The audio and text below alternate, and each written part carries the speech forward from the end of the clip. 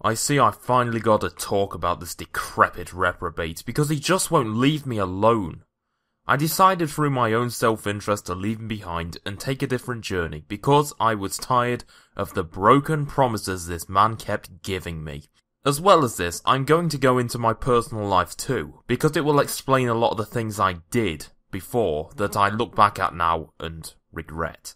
I'm not Red anymore. Red is dead. I'm Journey, and I killed Red. In this video I'm going to come clean about everything I regret doing, and tell you why I did those things. As well, I will also expose Operation Blueism for who he really is, being the person who has been with him for over 2.5 years, finally cutting ties in late September 2018, and closing that chapter in my life for good. And I've got to say, during that decision to change my life so quickly and drastically, that I felt uncomfortable. But then, after I did it, I felt free and relieved. I could finally reinvent myself and build myself to my own specifications, building all the bridges around me that Blue kept carelessly burning down in order to isolate me further. Our chat room was dead. No one was active. All the mods left as a big middle finger to Blue's methods of running it through intimidation and domination, banning anyone who he perceived as a threat to his domination. They left after Blue directed me and some other mods to take down another server, which we followed through with and were successful. We tricked them into thinking they now controlled our server, and I was the one responsible for manipulating them into deleting their backup server before we banned them all from our server, leaving them with nothing. In that moment, I felt like I was on top of the world, that I had power. But as tomorrow came, I felt a nagging sensation that I did something bad. And my relations with Blue had soured at that point. He didn't seem too fazed by what happened, no sense of guilt or remorse, nothing. But by tomorrow, all the other mods had left to make their server, and they offered me a bridge over to their place. In that moment, I told them I'd think about it. I thought about it for days, realizing that what the people said to me was true. Blue's promises to make websites and sell them was a lie. He told me that the 3 we did for him were just practicing, and that we were doing them for friends of Blue for free. Turns out, that was a lie. He was actually pocketing all the money from the websites himself, leaving me and the other people working with him with nothing. At this point, what incentive did I have to hold on to a pole which would snap with the slightest gust of wind? I didn't. There was no reason for me to even be with Blue anymore. I disabled my Discord account and made another one with a fresh start. Everything in the past is gone. I slammed the door on it to start again with a fresh canvas. I sought out the other mods and I found them.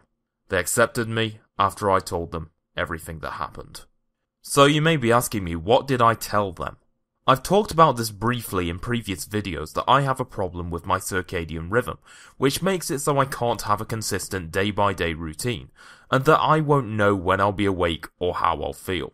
The real problem started at the age of 17 when I was in the last year of school. This is when my rhythm would seem to detach itself from even the concept of a 24-hour day and drift closer to 25 hours. First it would get to going to sleep at 6 AM and waking up at 2 PM, then it'd be 8 AM a week later, and so on.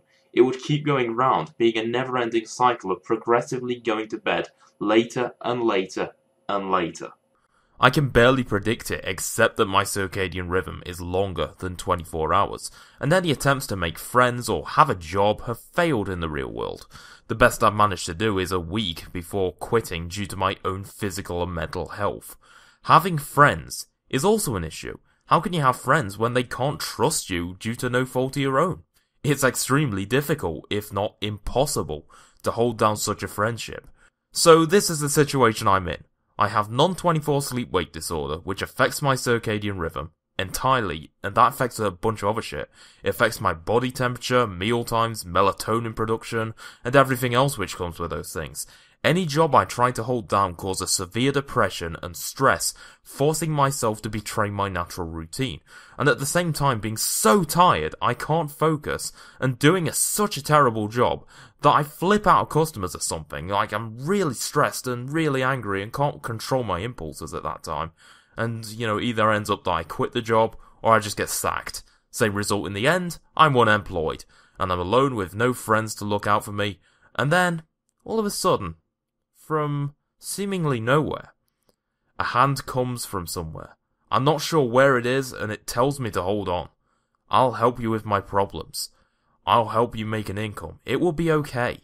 That's what the hand told me. So, I held on. After all, what other choice did I have at this point?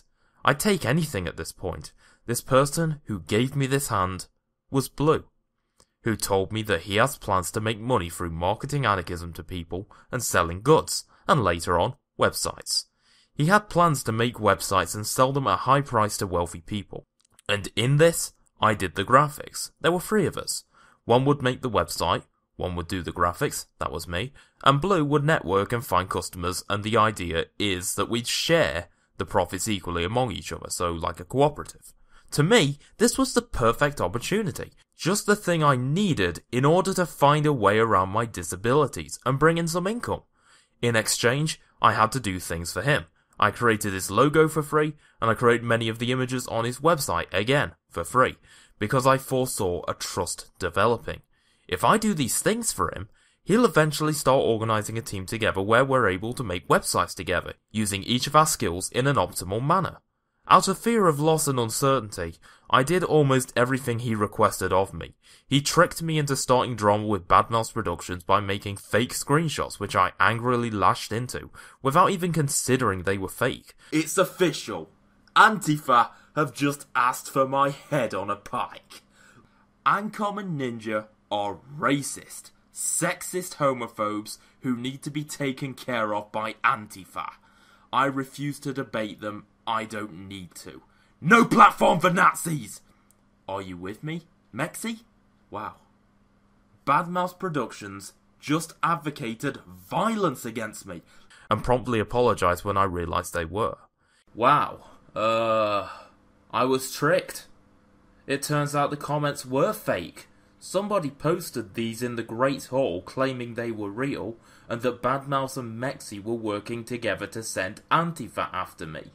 It turns out these comments were faked, and I can tell you exactly how they are faked. He knew I was angry at that point, and he used it against me to isolate us further. It was all about isolation and antagonism, first with the anarcho-communist community, then the anarcho-capitalist community, and then everyone else, making it so in his ideals I would be fully reliant on him, and he could get me to do anything for him without having to do anything for me in return. So when Mr. Dapton said that Blue is not trustworthy, he's damn right! Although I was doing damage control for Blue at that time, consciously lying about what I really knew to be the truth, out of the fear that I would be abandoned and left to die. It was about fear after all. I stuck with a bad person because it was my safest choice, thinking about my own self-preservation and overlooking any moral questions which came into my mind, pushing them down until I couldn't see them anymore. I willingly pushed myself into the metaphorical dark side over every other community which Blue divided and conquered in order to get closer to him and ensure that I would be safe financially, hoping to see the money come in. And then he said he'll help me network to get more art customers. Again, something he never did. Every promise he would make would eventually be dropped under the guise of something else. And rather than helping me with our shared goals, he'd just shower me in compliments, telling me I'm intelligent, I'm a great planner, I'm this, I'm that, just to hold on to me. In my optimism, I still held on to him. What other choice did I have? My own inner chemistry was failing me, and preventing me from doing many things that a normal person would. In other words, my security in society was next to non-existent, and my need to find an income held in the balance. Think of it this way, I got caught outside in a massive hurricane, and I managed to grab onto a post. I'm safe from being blown away in the storm, right? Well, no. Turns out the post wasn't actually dug into anything, and whilst it looked sturdy, one gust later and it was blowing with the wind with me on it, although I didn't realise this. I was still holding onto the post as it was blowing away, not even realising I was blowing away. The post, in this metaphor, is blue. He gave me the illusion of safety, promising to work with me and another person who, in this video I'll call Bob, to make websites together using all our skills. I was the graphic designer, Bob designed the websites, and Blue would do the networking to find customers. Of course, what I've never told you is this was a scam. In two ways, actually. Firstly, I got no money from any of the websites, as Blue said they were for his friends and being done for free, whilst pocketing the money for himself and leaving me and Bob with nothing. Secondly, he sold these websites for $500 to unsuspecting business owners when they were really poorly made websites on Weebly, a website creation website, and in reality you wouldn't even pay $10 for a website of that pitiful quality if you knew what you were looking for. That's the trick though. So combine my desperation for money and this project, and you have something I wanted in on. The morality of the situation was only my second concern of making money to ensure my financial stability, which of course would never come true. So that's how Blue affected me, more personally. But I wasn't the only one. I can tell you from my days working with him about some of the things he did, and you can decide how much you respect him after this. I'm just gonna let his actions speak for themselves, and I can ensure everything here happened. Originally, Blue was called Operation Anarchism, or Ninja for short, and at first it seemed like he was an aspiring voice in the Ancom wave of 2015 to 2016, the same one which I came to YouTube in. Back then, I was called Ancom, and everyone knew me by that name. I was more a bit unorthodox in many views of anarcho-communism that I had, holding a more negative view of identity politics and a different view on how to combat fascism, so that got me cast aside a lot. I even stood up for ANCAPs who were being silenced by the left, a big no-no in the Ancom sphere of YouTube. That's right. A community guideline strike for what? Stating your opinion, no matter how controversial it is. This is institutionalized censorship. These social justice warriors have mobilized to such an extent, if you dare say anything bad against a minority group, they will force you to shut up. Blue was much the same, so we easily became great friends. Blue seemed to have big plans to make a pragmatic interpretation of a modern anarchist society, ignoring the historical bias that many other Ancoms had. That's what he said, anyway. Looking back at it, he was just using me to manipulate other anarchists into funding his false cause, making websites and a YouTube channel of a fake user pretending to be a feminist anarchist known as the Patriarchy Smasher. He ordered me to pretend to be this new user who couldn't afford a webcam, stuck using a text-to-speak voice, linking people to a website where they could donate to this user. Of course, this was a complete scam. The donate button went directly to Blue's PayPal account. However, those who donated would never know that. In fact, Blue would use me for a lot of things and my professional exterior to get people to join him. And it kinda worked, until they learnt who Blue was. Every relationship Blue has ever made, or will make in the future, will head the same way. It will end. It's not sustainable to build a relationship off ignoring the other person. It is not sustainable to build relationships of manipulation, nor is it ethical. You want to know what else isn't ethical? Doxing. Yes, Blue is a massive doxer. If you do something he doesn't like, he will release all the information he has on you. How does he get this information? He will pretend to be a good friend of yours, or he'll have someone else do it instead. I was used a lot for this, he used me a lot for this, where the idea was for me to screenshot their faces when, in a voice chat on Hangouts or something, and ask what their names were, where they lived, and oftentimes they just trust you enough to give you this information because you were sweet-talking them into thinking that you're a legitimate friend of them. That was the idea, and through this method, he released personal information on people like the Vegan Anarchist, American Anarchist, Social Revolution, otherwise known as Red and Black Revolutionary, The Anarchist Spectacle, Anarchomedia, formerly Aspie Anarchist, Mr. Dapperton, yes, He actually did dox Dapperton from the previous Anarchy Ball name drop, and that was the information that the kid, Antitheist, was sharing around. Blue actually did the dox, not the kid, and yes, he got Antifa to scratch his car. That is all true. So what Dapperton said about Operation Blueism is actually true, and it's even more true, to be honest. Like, he said, Dapperton said, oh, he tried to dox me. No, he actually did dox Daps. He actually did dox you. I was there when I saw him doing it. And even more recently than that, he doxed a few people from a splinter group who broke off from our Discord server, releasing their faces and names as he left them, as well as doxing Journey after he chose to leave Blue and focus on a different journey. Pun intended. Yes, that's right. Blue doxed me. He fucking doxed me. Not just that, he's been threatening to hack me too. Look at this comment, which came from his Discord server. Fuck Red, Journey. I'm going to hack him on my in-between semester break for his betrayal and lies. Let everyone know. This is who Blue is. He doesn't give a fuck about anarchism. He doesn't give a shit about creating an anarchist society. All he wants is for you to become his slave, and he'll hold you there with threats of hacking and doxing, whilst working to destroy any other connections you have to make you fully dependent on him. He has no sense of guilt. After he took down another intellectual community through social engineering, he had zero remorse for what he did. It was just something that had to happen. It's not clear enough to you. If it's not clear enough to you, Blue is legitimately a psychopath.